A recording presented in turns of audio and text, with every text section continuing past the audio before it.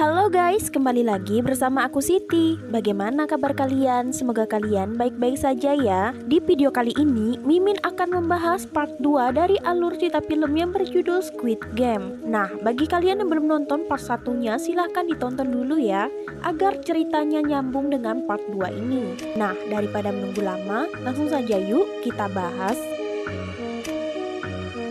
Di sini kita diperlihatkan dengan sekumpulan orang-orang bertopeng yang sedang merapikan mayat-mayat peserta yang tereliminasi ke dalam peti. Dan yang masih tersisa masih memikirkan tentang apa yang telah mereka lewatkan tadi. Gi-hun juga berterima kasih kepada Sang-woo dan nomor 199 karena telah membantunya. Berkat mereka berdua, Gi-hun masih bisa bertahan hidup. Dan tidak berapa lama pria-pria bertopeng ini datang kembali. Mereka mengucapkan selamat untuk para pemain yang lolos di dalam permainan pertama. Dari jumlah pemain 456, sekarang tinggal 201 pemain yang tersisa, sedangkan 255-nya tereliminasi. Mendengar hal itu, beberapa pemain memohon kepada pria bertopeng ini untuk membiarkan mereka pergi dari tempat ini. Mereka tak ingin dipaksa untuk melakukan permainan anak-anak lalu dibunuh. Bukan karena mereka terlilit hutang, jadi mereka pantas untuk mati. Di sini para pria bertopeng menjelaskan tentang surat perjanjian yang sudah mereka tanda tangani. Mereka bisa menghentikan permainan ini jika mayoritas setuju untuk berhenti dan biarkan mereka mengambil suara. Jika yang setuju lebih banyak dari yang tidak setuju, maka para pria bertopeng ini harus membiarkan mereka pergi. Di sini para pria bertopeng setuju dengan apa yang dikatakan Sang-woo. Tapi sebelum pengambilan suara, sesuai janji setelah permainan pertama, mereka akan diperlihatkan dengan hadiah yang mereka peroleh. Puluhan gepok uang berjatuhan memenuhi celengan yang ada di atas kepala mereka. 255 orang tereliminasi dan setiap pemain mempertaruhkan uang 100 juta won.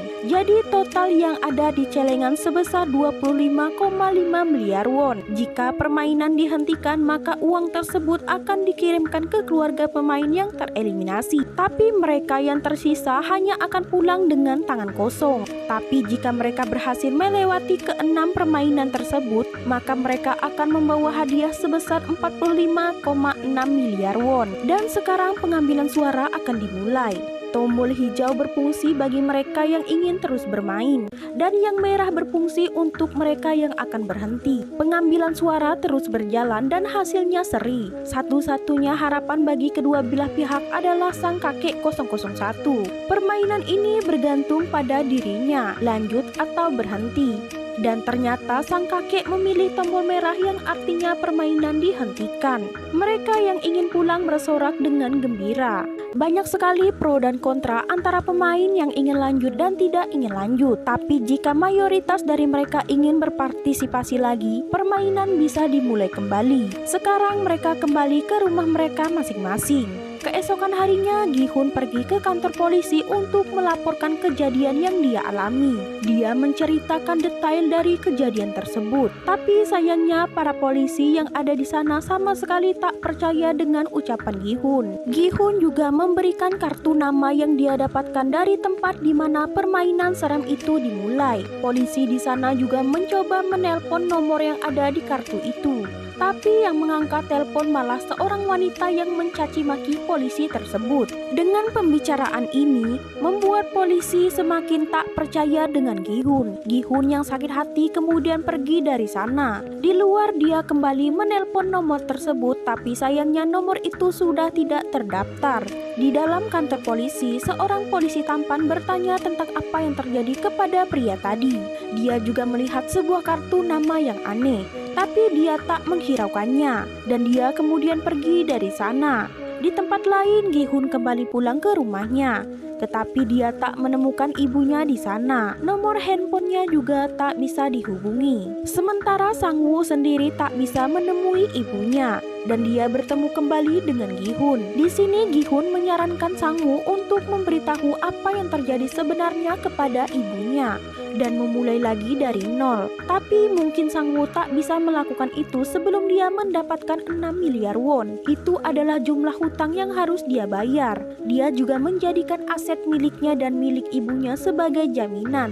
Bahkan rumah beserta toko ibunya juga telah dia gadaikan. Tidak berapa lama, Gi-hun mendapat telepon dari seseorang. Ternyata itu telepon dari rumah sakit. Ternyata ibunya berada di sana. Dia menderita diabetes serta timbul komplikasi karena tak diobati.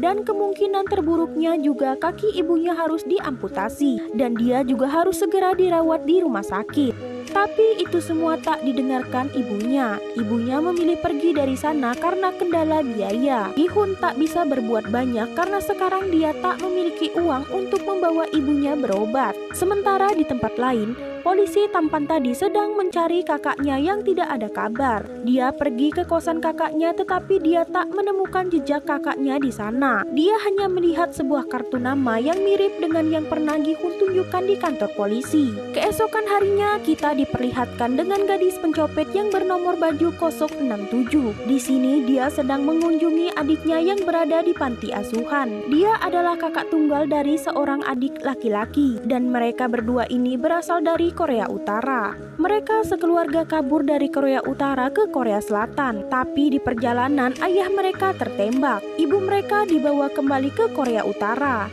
dan yang lolos masuk ke Korea Selatan hanya mereka berdua saja. Di sini dia selalu berjanji kepada adiknya untuk menjemput ibu mereka ke Korea Utara. Tapi apa daya, biaya untuk membawa ibunya ke Korea Selatan tidaklah sedikit. Di sini 067 pergi menemui seseorang yang bisa membantunya. Tapi orang ini terlihat seperti hanya ingin menipunya. Karena hal itu 067 menjadi marah dan menyiram pria ini dengan kopi panas. Dia mengatakan jika pria ini menipunya lagi, maka dia akan menggorok lehernya. Dan dia akan segera datang membawa uang yang diperlukan untuk membawa ibunya. Sementara di tempat lain kita diperlihatkan lagi dengan pemain 199.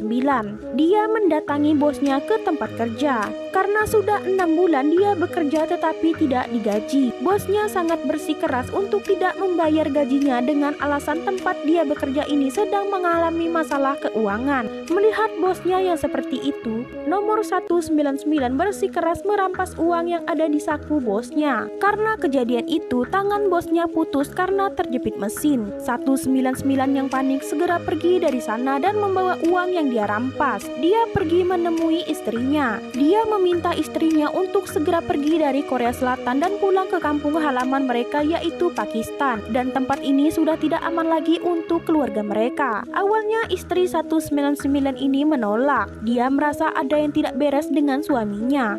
Tapi apa daya, dia harus setuju demi anak mereka. Di tempat lain, Gi-hun pergi menemui teman dekatnya untuk meminjam uang. Tapi teman dekatnya tak bisa memberikan pinjaman kepada Gi-hun karena saat ini usaha kedai mereka tidak berjalan dengan baik. Jadi dia tak bisa memberikan pinjaman kepada Gi-hun. Gi-hun yang malang pun pergi ke supermarket terdekat untuk minum-minum sambil menghilangkan rasa stresnya. Dan ternyata di sana dia bertemu dengan kakek 001. Dia habis mengunjungi teman-teman karena dia tak memiliki tempat tinggal. Di sana mereka berdua saling mengobrol. Kakek 001 ini juga mengatakan kalau dia memutuskan untuk kembali melakukan permainan di tempat seram itu. Karena hidupnya tak lama lagi. Dia menunggu kematiannya seperti ini. Dan siapa tahu dia bisa menang di sana. Saat kemarin lampu hijau lampu merah, dia juga berhasil menyelesaikan permainan itu sebelum Gi-hun. Dan kehidupan di sini pun lebih menyiksa. Keesokan harinya, Gi-hun yang putus asa pergi menemui mantan istrinya.